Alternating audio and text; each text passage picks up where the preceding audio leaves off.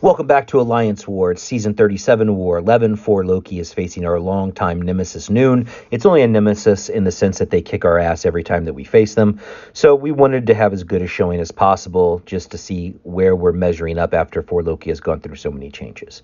I'm once again starting off on Path 7A. I've got this Conflictor Longshot. I'm using my Red Hulk. I took off Dexterity for this fight, popped an Invul, and my goal is just to bait heavies and push him to SB2s since Rhulk is Incinerate immune.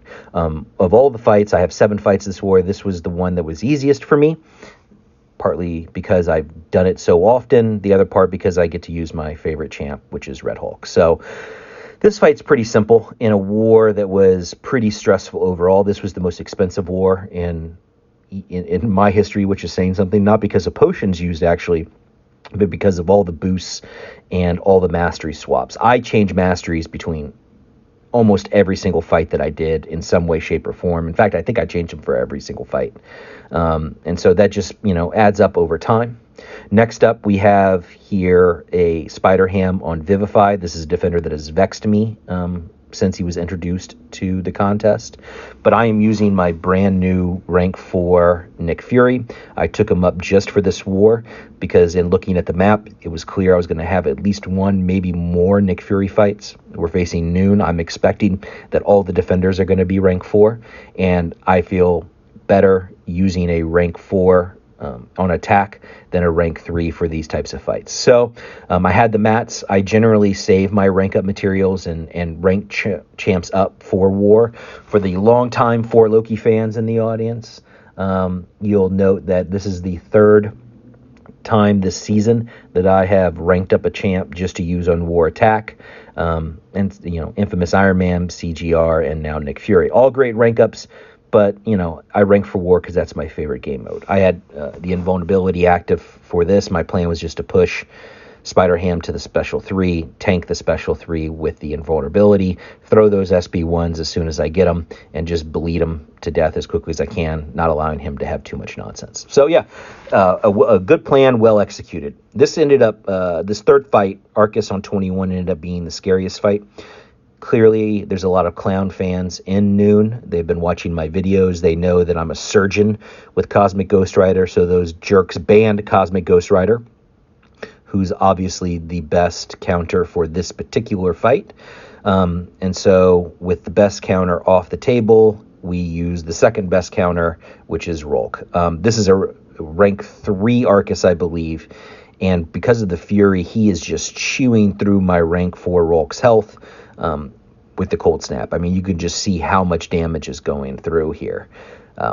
Despite not being hit, I just lose a lot. So fortunately, my rank 4's health pool plus being boosted to the 9s was enough to get me through this fight. But it was certainly a close one.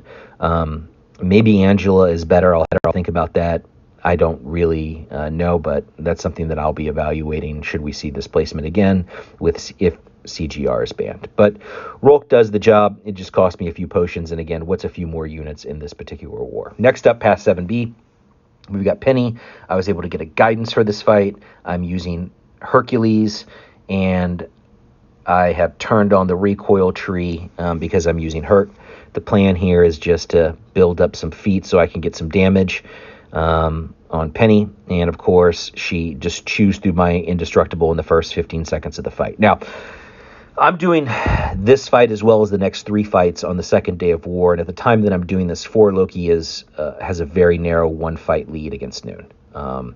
We only have a handful of fights left, and so me getting through these 4 fights with solos is critically important if we're going to have any chance of winning this war.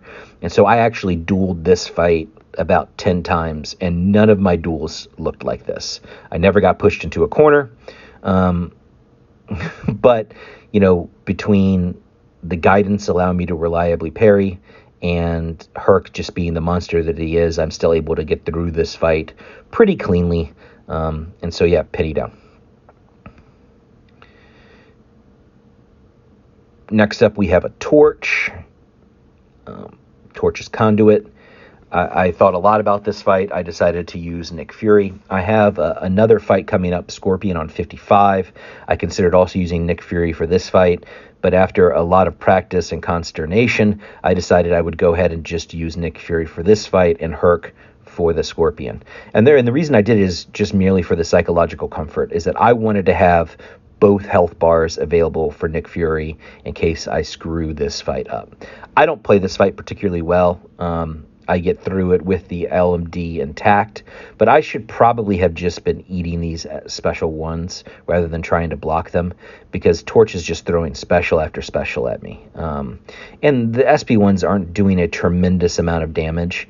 And yeah, I mean, it's a rank 4 Torch because it's NewN, and Fury's just able to get him down. So overall, pretty happy with the plan.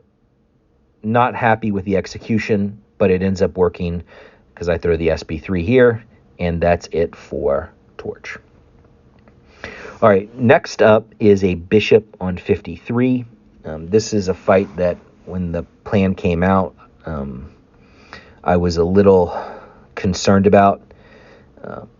I practiced this fight too, and I developed a strategy that I got real comfortable with, and this ultimately ended up being one of the easiest fights in my map. The strategy here is that I'm going to fight Bishop like we used to fight Apocalypse back in the day, which is to try and push him to his special 2 and deal with that instead.